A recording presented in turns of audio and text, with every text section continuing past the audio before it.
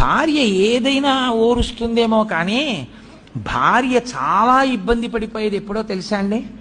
భర్త ఇంట్లో నూనె కానీ నేతి గిన్నె కానీ వంపేస్తే, మజ్జిగ గిన్నె కానీ వంపేసిన పురుషుడు వంపేసినట్టు ఉండడు. ఏం చేస్తారంటే ఆవిడ ఏదో మజ్జిగ తాగండి అని అక్కడ పెడుతుంది, చిక్కటి మజ్జిగ తాగెళ్ళండి వేసవి కాలం రోహిణీ కార్తె అని.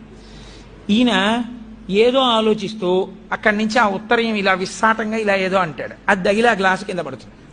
కింద పడగానే మజ్జిగంతా పడిపోతుంది. పోనీ ఊరుకుంటాడా చేతకాని వాడు? ఓ గుడ్డోటట్టుకొచ్చి భార్య వచ్చే లోపల తుడిచేద్దామని తుడుస్తుంటాడు. ఆవిడ వచ్చి చూస్తుంది, ఆహా ఏమి అదృష్టం అండి, నిజంగా నా కోసంగా అన్నారు మీ అమ్మగారు, మజ్జిగ వంపేశారు, పోనీ పీడా పోయింది. దాన్ని ఇల్లంతా రాసేస్తున్నారా? ఇప్పుడు ఆ వెన్నలో కాలేస్తే మజ్జిగ ఒలికిపోతే ఏ బియ్య పిండో వేసుకుంటారు, వేసుకుని ఒత్తేసుకోవాలి. నూనె ఉలికిపోయినా అంతే, నెయ్యి ఉలికిపోయినా అంతేకాని దాన్ని నేల నిండా రాస్తే ఓ నీటి చుక్క పడితే కాలు ఇక్కడ